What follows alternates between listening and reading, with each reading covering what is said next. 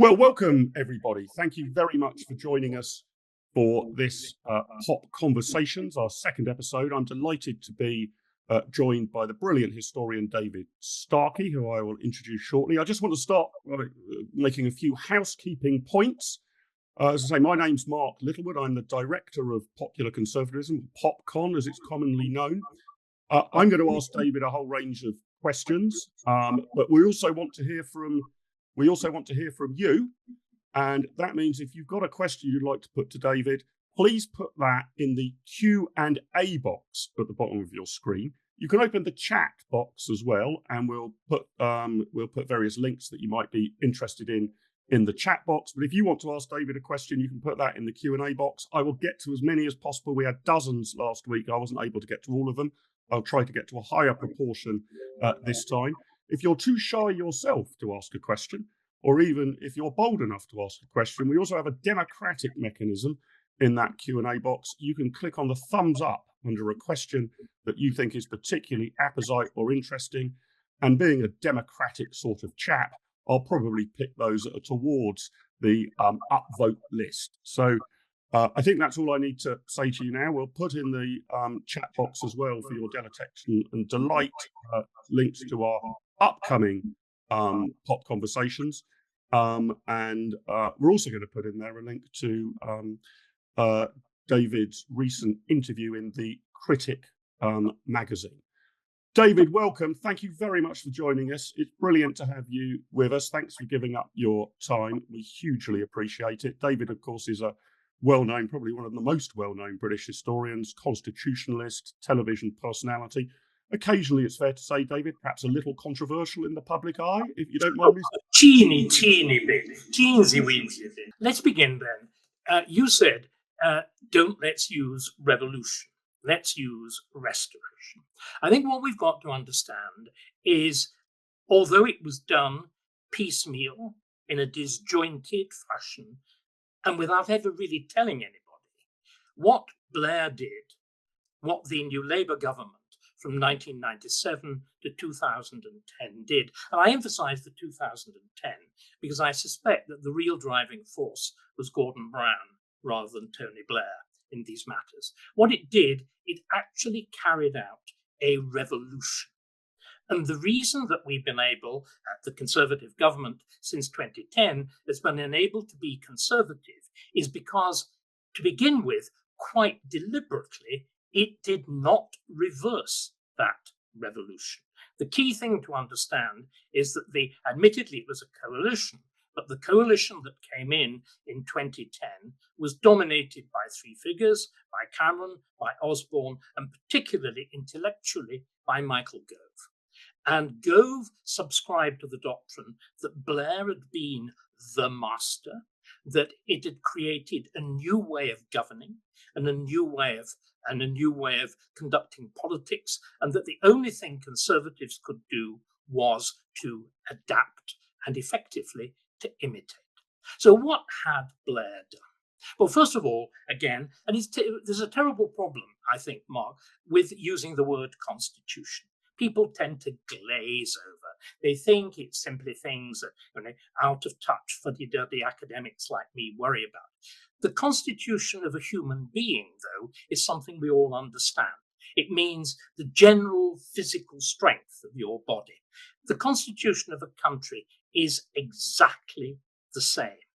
If you look at all the great people who've both practicing politicians and theoreticians, political theorists, the great speeches that Pericles makes to the Greeks, the Athenians, he begins by talking about the constitution, the way things were run. And Britain, until New Labour, had a very simple constitutional structure. It had a single body, Parliament, that took all major decisions. And it did so by a thing called, often misunderstood, the sovereignty of Parliament. And it's important that we also know what Parliament is. Parliament isn't just the House of Commons. The sovereignty of Parliament doesn't just mean the House of Commons throwing its weight around. What is sovereign is what's called the Crown in Parliament. That is, the King in Parliament. And so it's the two houses of the Lords and the Commons and the King. And why is it sovereign? Well, it's sovereign because of a very fundamental doctrine of representation, way, way back beyond democracy, going far, far back into the Middle Ages. And the idea was that everybody was bound by what happened in Parliament because everybody was represented there. If you're a nobleman or a bishop or the king, you sat there in person. If you were a member of a town, you were represented by a burgess. If you lived in a county, you were represented by a knight of the shire. And this notion is profoundly important, Mark. It's the centre of our entire political development. It accounts for the stability of English law, for the relative lightness until recently of English taxation, for all the things that enabled economic growth and freedom to develop in Britain. Now, that was challenged. That idea was challenged fundamentally and frontally by two things. By our accession to the European Union, which involved a temporary suspension of parliamentary sovereignty and a delegation of it to Brussels, and then, much more importantly, by what Blair did. Because what Blair did, everything that Blair did, all the constitutional changes that Blair carried out, eroded parliamentary sovereignty. Devolution, to begin with. We used to have a unitary government in the United Kingdom because when Scotland acceded with the Act of Union of 1707, Scotland preserves, it wasn't colonialism. Scotland preserved all the lineaments of a separate nation, its own currency issuing rights, its own legal system, its own judicial system, its own system of education, its own church, its own royal court, its own heraldry, everything apart from a parliament. And what Blair did was rupture that bond. And the catastrophe of devolution, which we're actually seeing this very week that we're talking, is the result of that. But that's the first great breach. Again, you do something else. You devolve power away from Parliament by giving it to special bodies like the Governor of the Bank of England, the Governor of the Monetary Policy Committee of the Bank of England. And you multiply those specialist quango committees. By the way, Thatcher's got a very large measure of blame for that as well. But let's, for the moment, point the finger of blame at Blair. So you begin by doing that, and then you do something else in that first sort of crucial 100 days of the Labour government. You incorporate the European Convention on Human Rights. Now, human rights sounds a wonderful thing, but if human rights are independent and above the law of the land, they're a direct contradiction with parliamentary sovereignty. And one of the other things that we've got to remember is that human rights have been deliberately perverted from 1945, but more particularly in recent years. Human rights began, and this is why Churchill was so passionate about them, to protect the state from the individual. They are then perverted to protect minorities against majorities. And the only way you can do that is by suppressing public opinion by the force of the state. But the incorporation of universal human rights, and we see it most obviously over immigration, the entire struggle that we're having over Rwanda is because of the contradiction of doctrines of universal human rights or European human rights or whatever it is, enforced by an outside court, challenging directly the capacity of a nation state to govern itself. There's something even more fundamental. If you incorporate a doctrine of universal human rights, you deny not simply sovereignty, you deny the very idea of the nation. If human rights are universal, then being British doesn't confer any privilege on you. Everybody's got a right to come here. Frontiers are redundant. So when, I think you have the leader of the Green Party in Scotland saying there shouldn't be any frontiers. Anybody should be able to come here. At least they're being honest. At least they're being honest. So, universal human rights, committees, and of course we mentioned the Bank of England Committee, the Monetary Policy Committee, but the Climate Change Committee, the most important single issue, we are told, certainly the most expensive one, is again determined apart from Parliament. It's absurd, and with no direct parliamentarism, English nature. And what you do, you give a fanatic, you give Tony Juniper, the chairmanship of English nature. And, hence you prioritize newts and bugs over human beings when it comes to housing. And then the biggest of them all is right at the other end of New Labour, 2005, when you actually do something extraordinary. You abolish the most ancient office of the Crown, effectively, the office of Lord Chancellor, and you create a Supreme Court. Now, a Supreme Court and a sovereign parliament are directly, logically contradictory. And that's why the Americans have, of course, no parliamentary supremacy. Congress is not supreme. The president is not supreme. The ring has got to be held between them by a Supreme Court. Our polity was completely different. The result is you get the violent constitutional clash that was represented by prorogation, which involved a bizarre misunderstanding, deliberate, by the Supreme Court of the nature of Parliament. It said that the fundamental duty of Parliament is to oppose. And if you haven't got a Parliament sitting, i.e. prorogation, it can't do its fundamental duty.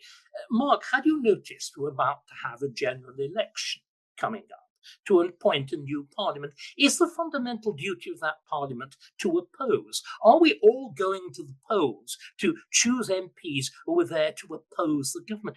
Rubbish. We're going there to choose the government because we have no separation of powers. Our government sits in and ordinarily controls the legislature through the procedures that were developed by us and whatever from the late 19th century.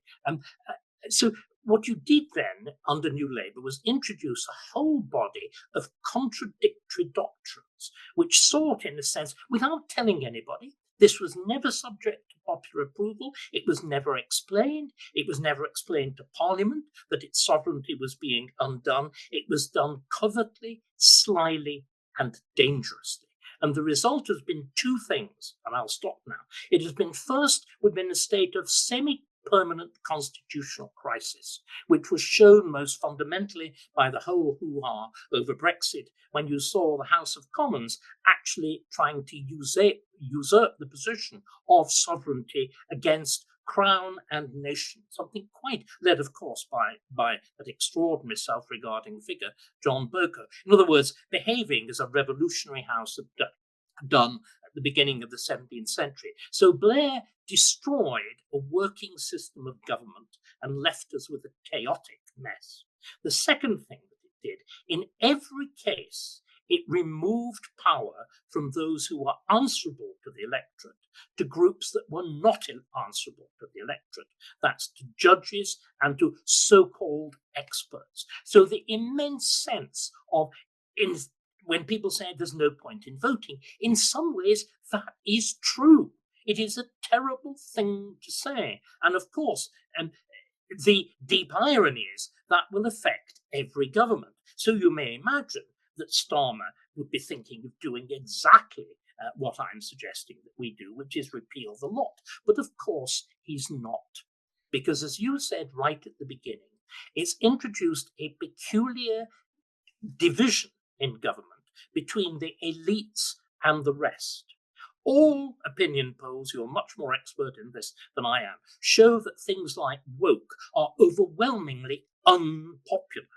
But they have become the new creed of the legal and administrative elites that run all of these things. And I will shut up there because I've gone on far too long, but you gave me the opening, and that, I think, puts my position. So what we had under New Labour, let's summarise, was a revolution. The only chance of getting remember, we used to be the country with the best reputation for being governed well. Can you imagine the disintegration that's happened? And it's not accidental. The only way we'll get back either good government or conservatism is if we do what we did in 1660 after a period of similar turmoil and revolution. We have a restoration. Okay. David, this doesn't come naturally to me, and I hope you can hear me. And we're not getting any feedback actually now, so it might be your audio problem has resolved itself. I'm in the uncomfortable position of, I suppose, having to play the devil's advocate to try and marshal some defence of Tony Blair. wasn't it ever thus? I mean, how much does devolution to Scotland or Wales or Northern Ireland matter against, I don't know, the existence of county councils or the London Assembly? Or we had the Greater London Council until Margaret Thatcher abolished it.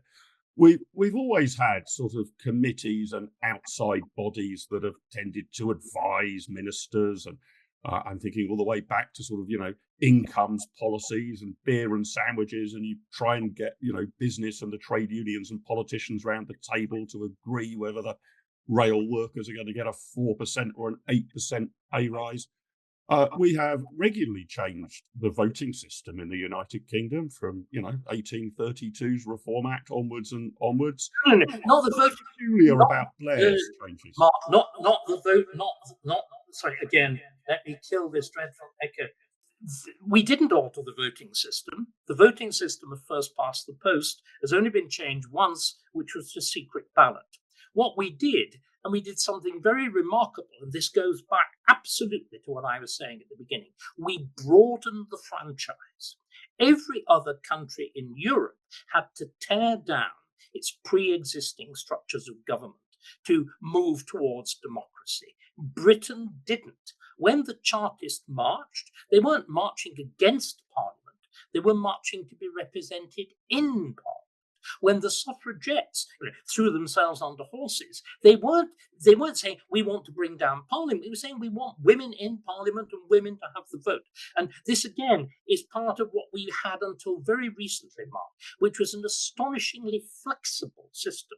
The other thing that's very striking about the Price and Incomes Committee and all the rest of those things that I grew up with when I was a boy, and none of them did anything more than report to Parliament or to a Secretary of State. What is unique is the position of Parliament now actually formally divesting itself of power. The whole role of and remember, it was the Labour government of 45 that nationalised the Bank of England. What happened with the Act reversing that?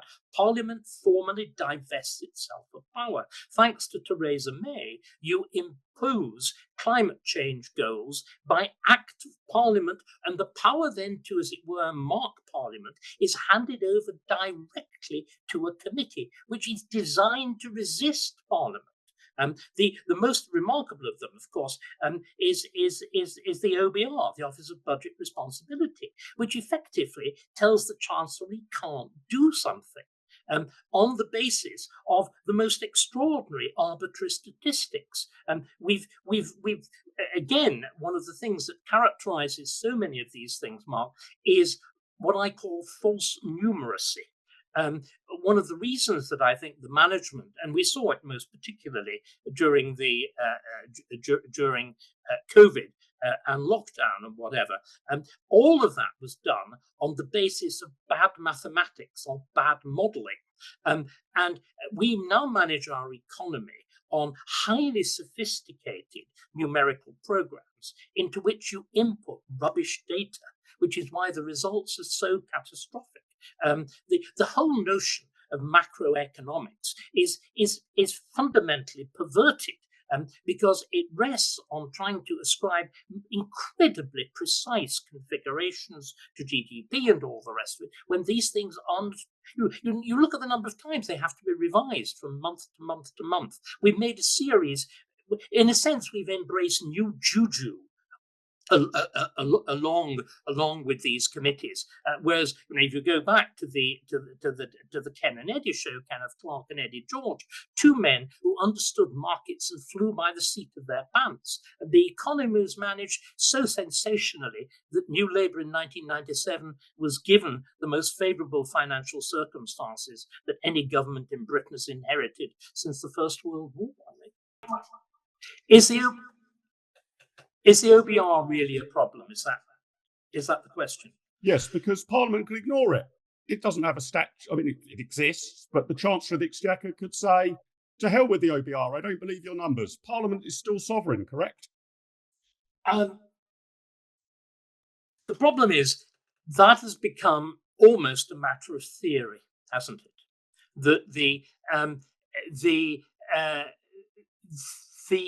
the sense of a kind of notion that Parliament, I think, and indeed politicians, somehow represent a kind of vulgar misapprehension as opposed to a higher understanding.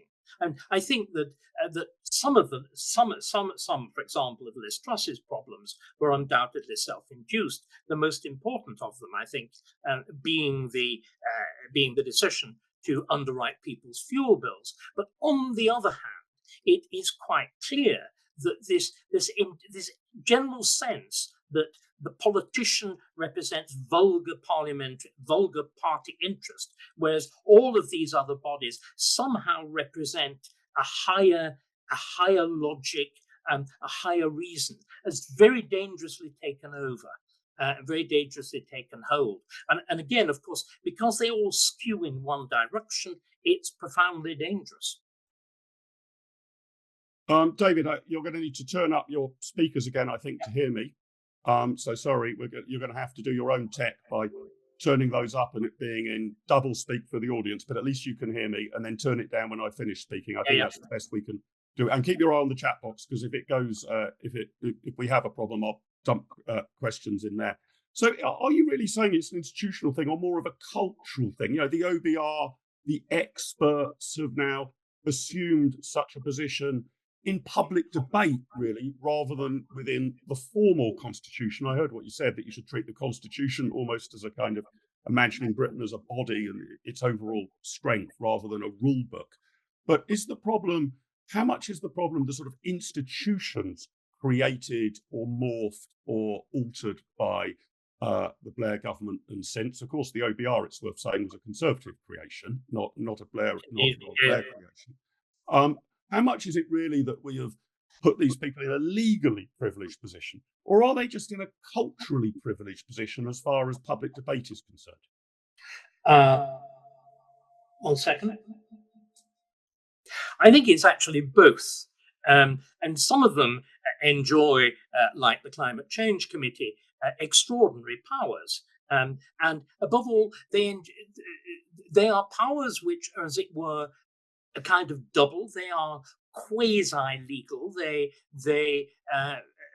as it were, they require the government formally to dissent from them. In other words, rather than once upon which used to be the practice of specialist committees reporting to the minister, their conclusions are made public, and then there has to be a formal process of dissent. And this very often, I think, if you get, for example, on climate change, or the notion that you can't have these strange things called unfunded tax cuts and whatever, you find, as it were, public debate heavily skewed in one direction.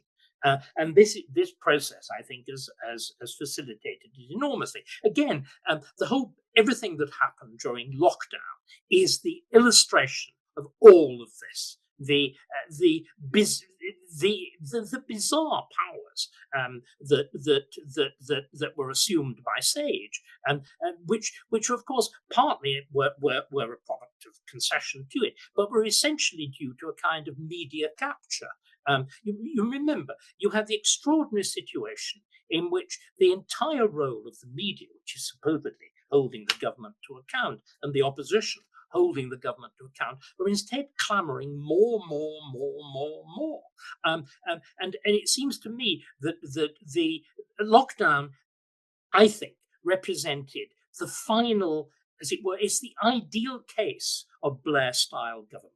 It's government by a committee of experts, with very large measures of legal sanction behind it, backed by all right-minded people on grounds both of a kind of weird communitarianism on the one hand, and the notion that experts know best on the other. I mean, I think what we've got to do, Mark, is to remember just how much our political vocabulary has changed.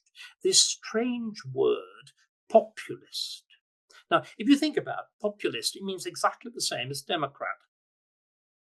It just happens to be Latin in form rather than Greek. But one we see as being the foundation of our politics. The other has become, I suppose, it's the kind of the black side of democracy. The notion that fundamentally, I mean, let's use the proper words, which are implied by populism, that the bulk of people are stupid, are easily led, are deceivable, and that fundamentally, and Blair says this quite explicitly. I mean, Blair actually says, and he's on record very recently as saying it, that forms of government don't matter. All that matters is it well done? And this tremendous sense of alienation is one of the things that I'm so concerned about. But the other thing, Mark, is just how badly we're governed by the experts. I mean, what is striking is how much worse we are governed than we used to be governed. Because also what's happened, and we haven't talked about this, the civil service, to a very large measure, has escaped out of control.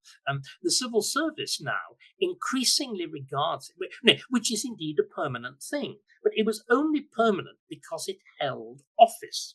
It was supposed to bend equally to the policies of whichever government were there. But as it were, the whole Sir Humphrey notion has metastasized itself into some notion of a higher duty. Perhaps the civil service really represents the crown as the general symbol of the unity of the nation. Perhaps it best embodies an understanding of international law. I mean, the very fact that the Association of Senior Civil Servants, or whatever it calls itself, is now taking legal advice as to whether it can legally resist ministers' instructions on Rwanda. Something has happened. Now, I may not have put my finger on it entirely, that would be being very vain, but I think I have to a very significant extent. Okay, you might need to turn your volume back up again. Thank you, David. Sorry to make you the technician as well as our guest of honour. I think you might be able to hear me, but sorry to the audience if we're going to get some feedback. Can you hear me again? We've got more than 30 questions from our audience, David, so I'm going to put a few of those to you. And I'm going to sort of mash them together a bit. Stephen Harbidge asks, how do we make the Conservative Party actually conservative? But I want to merge that in with David Noblet, who asks, David, given the apparent collapse in party support, does the Conservative Party have a serious internal problem? And what is that problem or those problems? And what measures, asks ... an anonymous question, what measures do you think the Conservative Party should adopt to ensure their survival in the long run and for them to keep a steady level of support from the public? And I suppose overlaying that, do you think what sort of happened was that when David Cameron became Prime Minister, he sort of took the view that Blair had broadly accepted the Thatcherite economic consensus, and therefore the Conservatives were going to broadly accept the Blairite constitutional consensus. Do we need to completely spin that 180 degrees? What's your advice to the Conservative Party and the Conservative movement more generally? Here at PopCon, we obviously want to influence the Conservative Party, but we're interested in the wider Conservative case across the United Kingdom. I think that it's really what I said right at the beginning, that there's really nothing very surprising about this. And if you like, let's look at 1945. Let's look at what the first radical Labour government did between 45 and 50. What it did was to mount a semi-socialist economic revolution in England. How long did it take the Conservatives to begin seriously to react to it? It took until 1979. In retrospect, I think we can see the Conservative government that followed from 51, that's to say, the Churchill years, the Eden years, the Macmillan years, and so on. We can see them as being very similar to the last 14 years of the Conservative government. And I suppose we could even see Liz Truss as the equivalent of an Edward Heath, that crash. What we now need is what the Heath crash triggered in one man, which is famously Keith Joseph.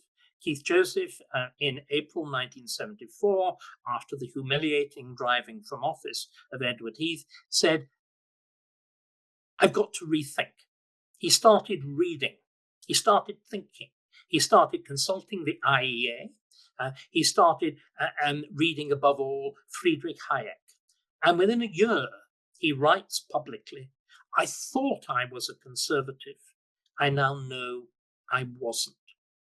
There's got to be, which is what I'm trying to do in our conversation here, though clearly with Tony Blair having got into the electronics, what I'm trying to do is to say we've first of all got to understand how radical the changes were and how far they have skewed the way we're run. In other words, there is no accident about the triumph of woke. There is no accident about all the things that all those of us who are conservatives bristle about.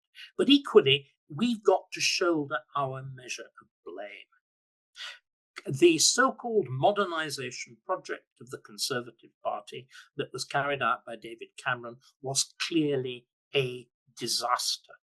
One of the things that's most striking, and it's been exemplified with the crossing of the Isle of the Commons with the MP for South Suffolk on grounds that the Conservatives weren't giving enough money to the NHS, which is receiving more money than it's ever done before.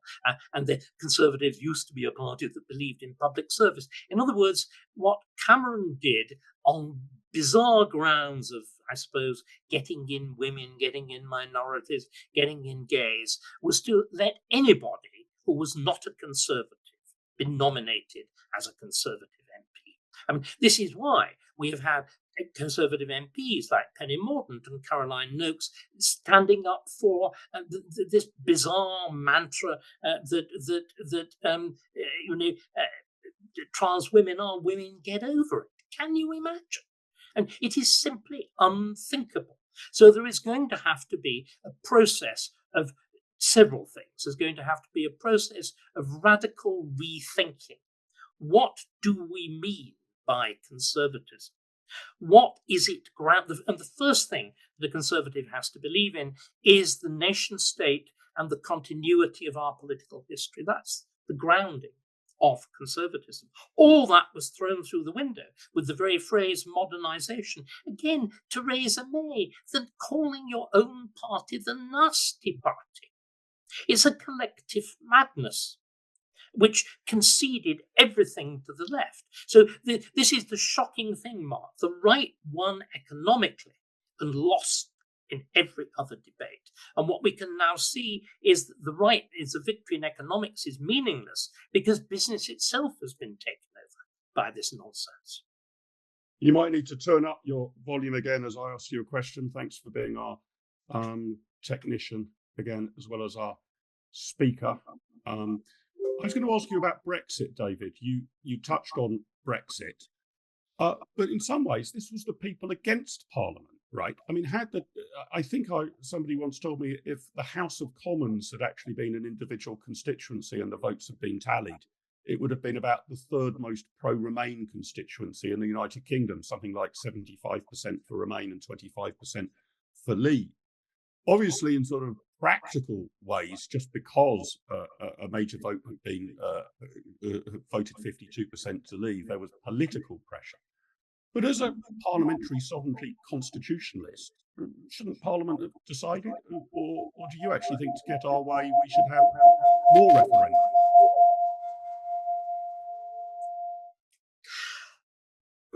Again, this is a very interesting question. The point was, Cameron called a referendum. Again, I think it's most important that we understand that, and I tried to make this point right at the beginning, that the idea of parliamentary sovereignty has shifted clearly with the shift in the nature of the electorate. As you shift more and more to complete democracy, which in formal terms we now have, clearly the fundamental idea of the sovereignty of the people is there. It is properly moderated. This is something I believe in very strongly. It is properly moderated by an existing body of complicated institutions. I do not believe in simple, straightforward government by referenda. Even in Switzerland, that is tightly controlled by an even denser network, because of course you have the devolution of power to an extraordinary extent to individual cantons and whatever. But I think finally what you and I believe in is, as any proper democrat does, as Churchill, with all his hesitations about, as E.M. Forster and whatever, finally there is a kind of fundamental wisdom in popular opinion. And therefore, that flagrant sneering at it, which took place in both houses of Parliament at the time of Brexit, was a disgrace to those carrying it out, it seems to me. In fact, what I think has become very clear, and this again will surprise nobody who's read Orwell, is that the elites are the educated, and we're seeing this very clearly in America at the moment. The great division in politics now is between, as it were, the people, the unwashed on one hand, and the bulk of the educated elites on the other. And I think it is very clear, and it really, somebody who spent most of his life either in university being educated or educating people in university, it is an awfully grim conclusion that the results have led to probably one of the worst periods of government we've ever endured. There's a bizarre paradox about the astonishing technical success of our age and its increasing incompetence in the simplest matters. I mean, I don't know whether you've ever had any recent dealings with, for example, the land registry. It can take 12 months for the simplest document to be registered. Something has gone very, very fundamentally wrong. And I'm afraid that sense of the MP finally answerable to his constituency, which seems to me to be the fundamental principle of the British parliamentary system, of the first past the post. We need to reconnect that. That seems to me to be, I may be being forlorn, I may be being old-fashioned, I may be the honourable member for the late 19th century and whatever, but that is what I believe. The interesting and intriguing. I touched on Brexit. You're getting many rounds of applause from our audience, as you might be able to see on your screen, David. What about international law more generally? We focused last week with Suella Braverman an awful lot on the ECHR, the European Convention of Human Rights. We've heard recently that the World Health Organization would want to put in place an international treaty such that we would, I think I'm right in saying, be obliged to hand over 20% of British vaccines in the event of a future pandemic. Do we need to take Brexit to its logical conclusion and exit these institutions too? I think, again, very similar points apply here. International law is a fundamentally artificial and, I think, dangerous construct. It is law which is at the arbitrary discretion of a group of very odd lawyers. Remember, and the whole notion of human rights, it sounds so lovely. But the greatest English jurist, Jeremy Bentham, describes human rights as nonsense on stilts. That the first question you've got to ask is, when do they come into existence? Obviously, they are a product of, to an extent, the late 18th, but much more specifically, the mid-20th century. They're also, it is quite clear, the opposite of universal. They are tightly culturally conditioned. But the most important thing, and I don't know whether, because I haven't heard it, whether in your conversations with Suella, you looked at what happened to the various doctrines of human rights. There's a very remarkable study of these done by a man called Jacob Machangama. And what he did, he looked at the process by which the Declaration of Human Rights, the Universal Declaration, that's the 45, is translated into the Convention, which in theory is legally binding, at the beginning of the 1970s. And what he showed was that the particular work of translation was perverted completely and deliberately by the Soviet Union and its satellites. And what its purpose was to do, it used key ideas to undercut the ideas of the West, the ideas of personal liberty and freedom of speech, and turn them against the West. And it used two things that we're very familiar with: racism and imperialism. And the result was that you actually, and Machangama demonstrates this because the United Nations was unwise enough to keep a verbatim record of all the committees and attribute each contribution to whichever state it came from. And in this case, it was usually the People's Republic of Czechoslovakia or the People's Republic of Bulgaria. And these are the bodies that have shaped the law, particularly on freedom of speech, which is how we've got ourselves into the position that the central human right of freedom of speech has been stood on its head and turned into hate speech, which inflicts the most serious limitations on freedom of speech that we have ever had in Britain. And it's these kind of tricks that we need to understand. They all sound, universal human rights or whatever, sound wonderful. They've been stood on their heads. Again, the Equality Act, the final pillar of New Labour, sounds wonderful. But if you give, what the Equality Act does is to create fundamental disequality, inequality, because it privileges specific groups like homosexuals, like me. I think this is a very bad thing. All we need one equality, which is the equality we all used to have, which is equality before the law. There is no need for anything else. That is all we need. Thank you. I've got David, if you turn up your volume so you can hear me, even if there's a bit of feedback for the audience. Sorry, I'll try and speak quietly so the feedback isn't too loud. There's a few questions in that have been put that draw some of these together, and we focused a lot on the body politic and government and parliament. But you mentioned being in universities for much of your life. Anthony Davis asks, do you see any solution to the apparently hopeless condition of the bulk of our academic?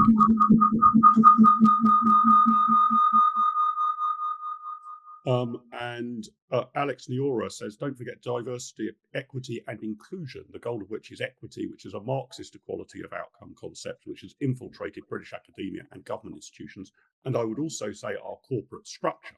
And David Campbell Bannerman of the Freedom Association says he's heard you speaking to the Freedom Association and standing up for freedom of speech. How do we fight for free speech? And again, David, do you think this is a cultural phenomenon that goes far beyond Parliament and the constitution of politics, that you get banned, you can easily be unplatformed in a university debating society? FTSE 100 and listed companies in America almost seem to be more focused on diversity and inclusion policies than they are on profits and turnover. Has this seeped into our wider culture rather than it just simply being a problem of parliamentary sovereignty and who's really pulling the levers? It seems now to be everywhere, not just a feature of our political infrastructure. Yes, clearly that is the case. There's some very interesting developments in business going on at the moment. I don't know whether you've seen the reports, particularly in high tech, in which high tech companies, Google itself being one of those leading the way, that used to feel they had to be at the cutting edge of social change and whatever, discovering, of course, that it's all very well to say that we want to do right, but actually people's views of rights differ.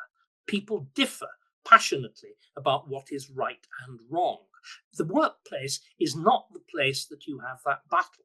Politics is the place that you have that battle. Similarly, as we're seeing with universities, the university itself is a boxing ring. It's a referee. It's not a contestant.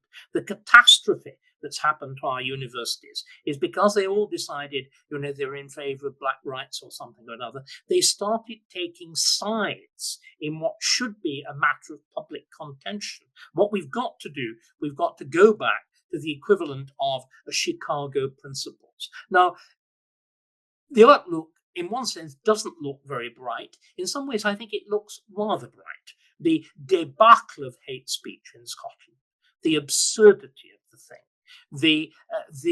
again, the way in which really cutting-edge business is shifting its ground, the way in which I think American universities are going to have to go back to the Chicago principles. That is to say, the institution will have to be politically neutral. That is the obvious. That's the way forward. I think our essential hope, and I really do hold on to this firmly, is that the mess that we've got ourselves into is a mess. That sensible people know that it's a mess, that there are very powerful interests, of course, that are determined to try to keep things as they are now, but the very malfunctioning, the very incompetence, the powerful sense that it is a minority gagging a majority. These seem to me to be very much on our side. But finally, Mark, can I just say one thing? The way in which resistance has taken place is always fundamentally down to one thing. It is called courage. It is daring to say no. And the more prominent your position in public life, the greater it is your duty to do that. I have tried, I've come some bad croppers, but nevertheless, you pick yourself up and you get on with it and you say no and you square your shoulders, and that is what you do. I'm sorry, it's terribly old-fashioned, rather masculine view of virtue, and I make no apology for it. Yeah, very interesting. Which politicians, David, or people in public life do you place some faith in achieving that? You've been very brave in making a number of statements. As you said, you might have come a cropper a few times, but looking at the Conservatives or the centre-right in British politics more generally, who do you see as the people who are going to call this out? Do you have any knights in shining armour, again, to use a rather masculine metaphor, who you could see being the people that actually help bring about at some point in the future the sort of great restoration and return to conservative? Yes, I'm clearly. Kemi Badenoch has said some very sensible things. Suella Braverman has said some sensible things. I think a rather dark horse is Robert Jenrick. I mean, Jenrick, I'm impressed by because he's a convert. He was very much part of the general colourless ministerial ranks and radicalized by realizing the absurdity of our policies on immigration and the extraordinary difficulty of doing anything about them when we were tied like Gulliver with the whole network of the 1951 convention, the ridiculous, extravagant constructions of the European Convention with rights to family life and so on. And I heard him in the first Rwanda debate. I was actually in the gallery of the House of Commons, and it was quite one of the most impressive speeches that I've ever heard. And I've got pretty high standards when it comes to public speaking. So there are people there. What worries me, Mark, is there is yet no sign of a single, as it were, agreed position. Until we all line up and recognize what went wrong from 2010 and what we have to do to put it right, that we require the same sort of rebirth as was experienced by Keith Joseph and to a lesser extent by Margaret Thatcher. That's what we need.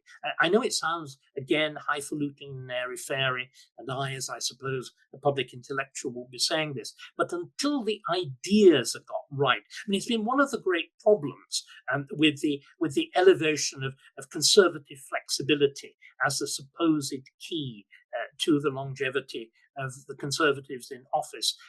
Yes and no. Most of them had, until relatively recently, very sound, strong instincts. And I suppose when the instincts are eroded by time, by fashion, then I'm afraid one's got to go back to the bedrock of ideas. We need a clear revival of conservative ideas. And without that, we're lost.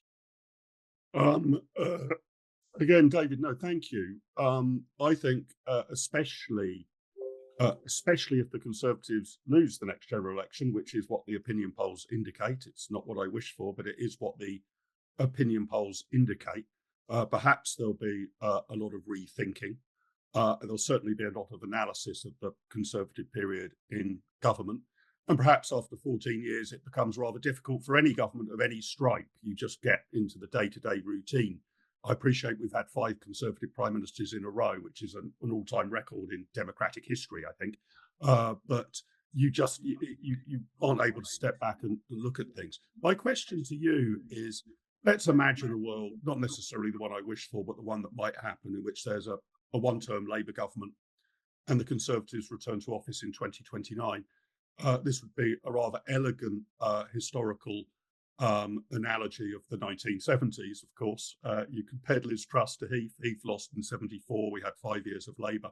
And then a more radical reforming Conservative Prime Minister came to office. So let's forward wind. And I know even the next 5 weeks of British politics are unpredictable, let alone the next 5 years.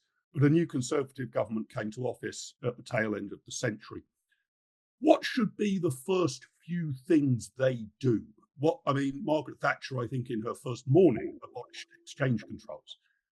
Blair and Brown, without having it in their manifesto, announced the independence of the Bank of England. Do you have in mind what the sort of priorities should be in the ghastly media vernacular, sort of the first 100 days to get this great restoration to happen? Well, I think it really is, and we're bringing the conversation full circle. You have to undo what New Labour did. And by the way, it is very clear that Starmer and Rachel Reeves proposed to redouble. That they will enormously increase the network of specialist committees. More and more power will be devolved away from Parliament and so on. The nettles will have to be grasped. We need to abolish the Supreme Court. Which again merely involves reinstating the proper relationship between the judiciary and Parliament. I mean, what the Supreme Court means is not that you have the rule of law; it means you have the rule of lawyers, and that is unacceptable. One will have to repeal it. One will have to repeal and I think the pressures to do so will mount very rapidly, the European Convention.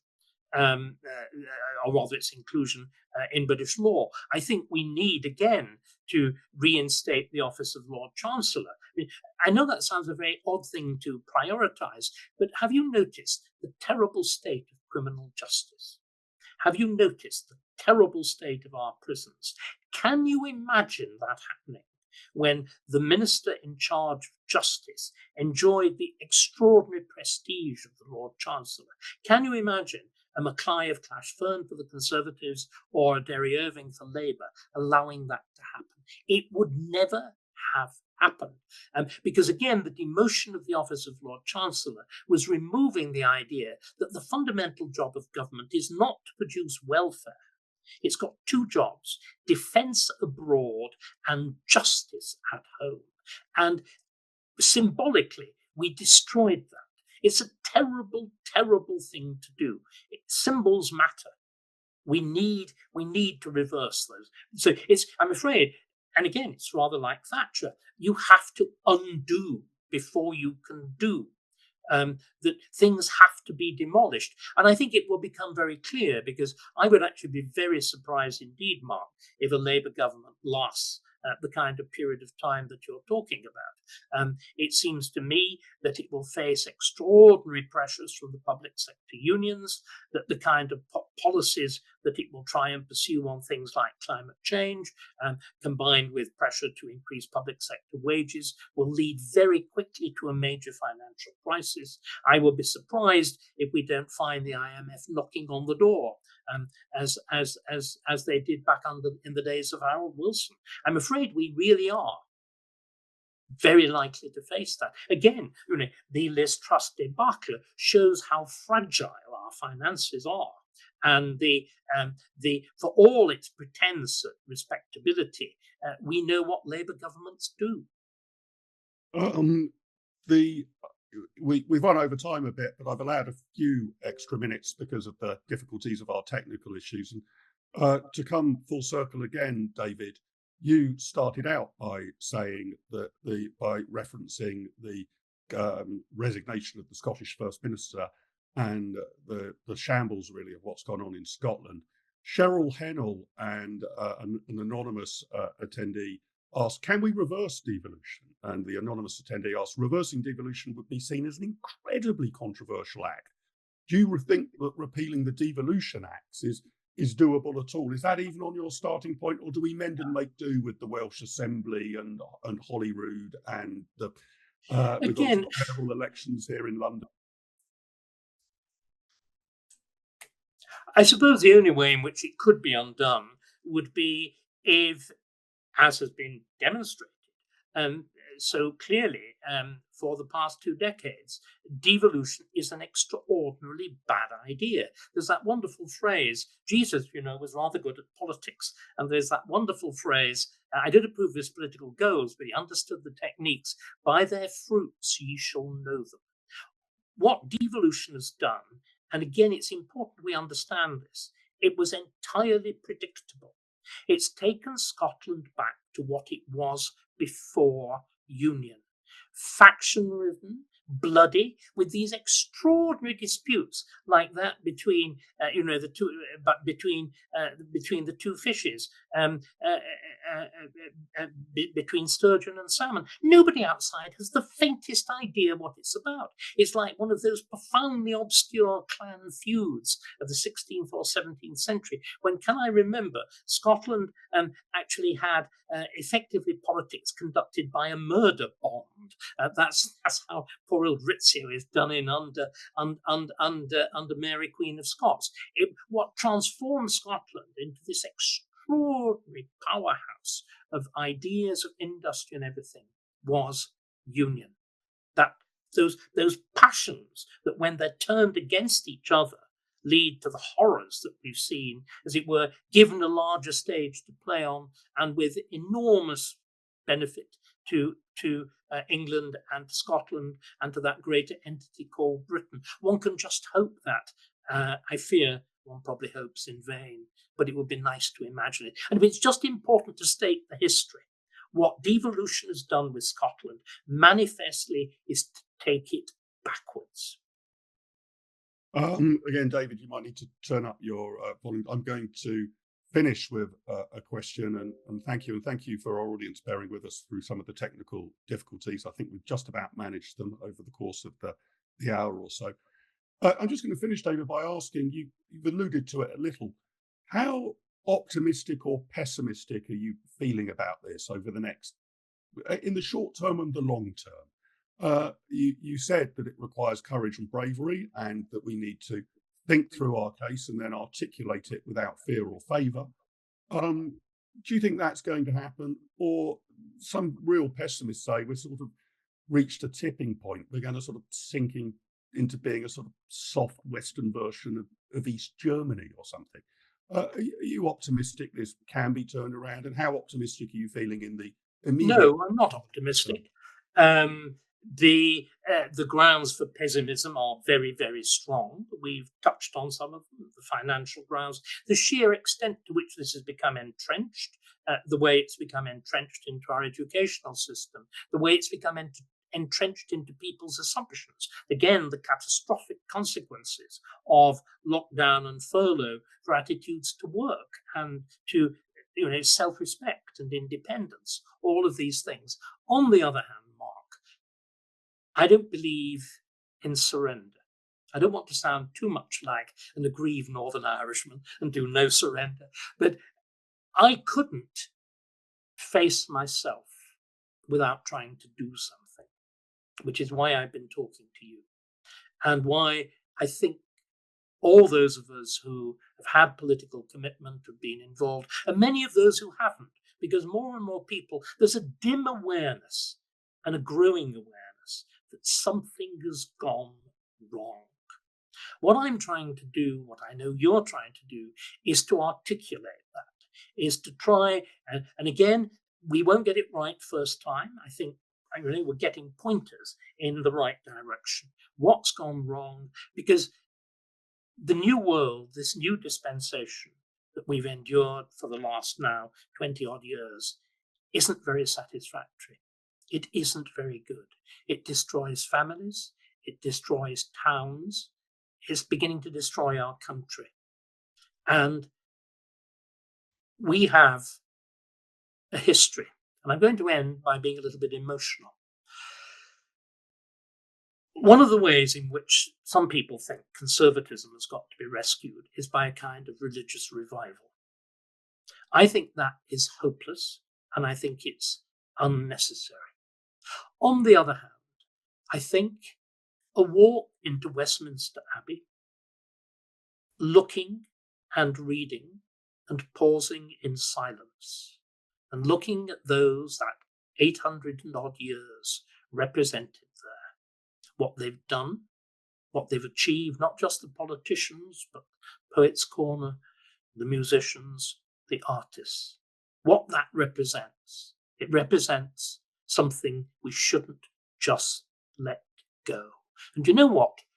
When you stand there quietly and you listen and you look, and perhaps most importantly, you feel sort of something coming into you. You feel, I'm being awfully mystical, you feel a kind of, I think, a strength. And what I would recommend everybody to do is to read a bit of poetry. Read of T.S. Eliot's 4 quartets. Read Little Gidding, about the experience, not in Westminster Abbey, but in a little country church where there's that footfall of 1,000 years. What a great note to finish on. David, thank you so much for being our guest on this second edition of Pop Conversations. We've had over 100 people joining us over the course of this conversation. My thanks to David for helping us solve our technical problems, and to our audience for your forbearance in us overcoming them. It's been a fascinating insight, David, and I'm particularly taken by your view that we probably haven't got all the right answers yet, but we have got at least some of the right questions about what might be going wrong. And certainly here at PopCon, we're going to be continuing to explore that. Somebody asked in the chat, mentioned that the ideas being put forward were by yourself, David, were fantastic, and we need to get them together in some sort of book form. We're beginning to work on that and hope to have a book out before the general election, hopefully influencing the manifestos on what sort of restoration we actually need. So there's much thinking to do. We're not saying we've got all of the right answers. There's much evangelism to do.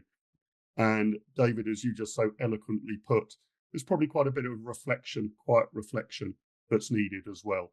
Thank you very much, David, for joining us. It's been an absolute pleasure to have you. Thanks to all of our audience. You referenced, I think, both Liz Truss and Robert Jenrick, David, in your remarks. We've put in the chat for you. We've got upcoming Pop Conversations with them, with Liz next week and with Robert the week after. So please join us for those, and please share the links to those with families, friends, and others who might be interested. We'll slice and dice this, probably removing some of the technical problems, and be putting it up on YouTube and Twitter in due course. So make sure you follow us on Twitter, or X as it's now called, PopCon UK. And if you aren't already registered for our weekly newsletter, please do so. You can do that by going to popularconservatism.com and simply giving us your email address so you get our regular newsletter. That's it from me. Sorry we've overrun, but I wanted to make sure that we had at least as much time, much more time focusing on the conversation than overcoming the technical glitches. It's been a great discussion. Much more to come. Thank you all. Enjoy your evening. Over and out.